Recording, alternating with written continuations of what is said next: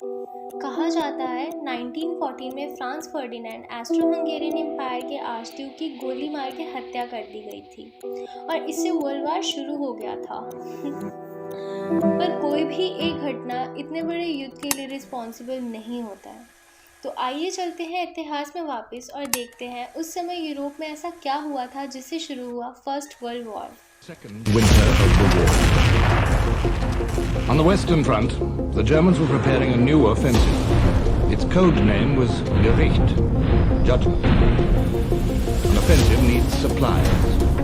This was just one of 10 new railway lines. The Germans were edging forward, sleeper by sleeper, rail by rail, scalpels cutting into the heart of France.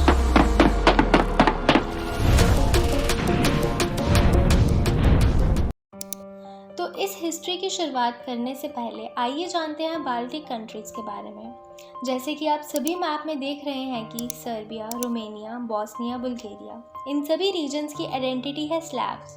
तो 1878 में Russian Ottoman empire के बाद Berlin में Europe के entities के बीच एक treaty sign होता है जिसका नाम था ट्रीटी ऑफ बर्लिन। इसे कांग्रेस ऑफ बर्लिन 1878 में कहा जाता रहा है। इस ट्रीटी के अकॉर्डिंग बाल्कन रीजन, जिसे 1878 के पहले ऑटोमन एम्पायर एडमिनिस्टर करता था, और अब वो भी और रीजन्स की तरह इंडिपेंडेंट रहेगा। और 1908 में ऑस्ट्रो हंगेरियन एम्पायर एनेक्सेशन करता है इस रीजन को, जिसे यहाँ के लोग बिल्कुल खुश नहीं होते हैं। और 1911 में एक सीक्रेट ग्रुप बनता है जिसका नाम होता है यंग बॉस्निया। इस ऑर्गेनाइजेशन का पर्पस था एक अखंड रीजन बनाना, जिसे ये यूगोस्लाविया कहते थे।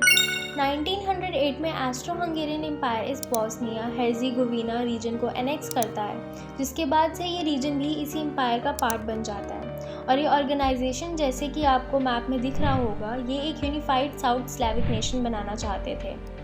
और इन्हीं सब के बीच फ्रांस फर्डिनेंड ने आर्चड्यूक ऑस्ट्रो हंगेरियन एम्पायर के सेराजीवो रीजन में ओपन कार राइड करने का मन बनाया था। और वहाँ उनका इंतज़ार एसेसिन्स कर रहे होते हैं और उनकी कॉन्वे पे अटैक होता है। वहाँ तो वो बच गए थे, पर उन अटैक में उनके कुछ ऑफिसर्स इंजर्ड हो गए थे जिन्हें हॉस्पिटल शिफ्ट किया गया था। और ये फर्डिनेंड साहब हॉस्पिटल जाने को आगे बढ़ते हैं और इसी दौरान इनका ड्राइवर गलत रूट पे टर्न ले लेता है, जहाँ इनका सामना होता है एक एसेसिन से जिसका नाम था गैव्रीलो प्रिंसेप। और वो लड़का ऑस्ट्रो हंगेरियन एम्पायर के आर्चड्यूक की असैसिनेशन कर देता है और यहाँ से शुरू होता है हमारा great war. Austro Hungarian empire को लगता है कि सर्बियन गवर्नमेंट इन्वॉल्व है इस चीज़ में, और वो फिर अपने पार्टनर जर्मनी के साथ अलाय करके सर्बिया पे युद्ध छेड़ देता है। और यहीं दूसरी ओर सर्बिया के पास प्रोटेक्शन होती है रशियन एम्पायर की, और रशियन एम्पायर की दोस्ती फ्रांस से होती है। उस टाइम फ्रांस यूके को भी उनके साथ युद्ध में शामिल होने को कहता है, पर इस वक्त तक ब्रिटेन शांत रहता है और युद्ध से बाहर रहता है। पर ये ज़्यादा देर तक ऐसा नहीं चलता, रशिया को युद्ध के लिए तैयार होने में वक्त लग रहा था।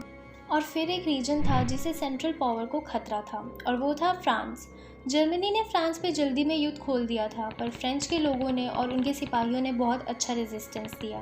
ये देखते हुए जर्मनी को लगता है कि उन्हें कोई और तरीका ढूंढना होगा, और वो बेल्जियम के रास्ते फ्रांस में घुसे, और उन्हें लगा था बेल्जियम ने भी उन्हें रेजिस्ट करा। और इन्हीं सबको देख के यूके भी इस वॉर में शामिल होता है, क्योंकि बेल्जियम एक न्यूट्रल कंट्री थी और यहाँ से ब्रिटेन भी अब इस वॉर का पार्ट बनता है, और ये भी जर्मनी के अगेंस्ट वॉर डिक्लेयर कर देते हैं।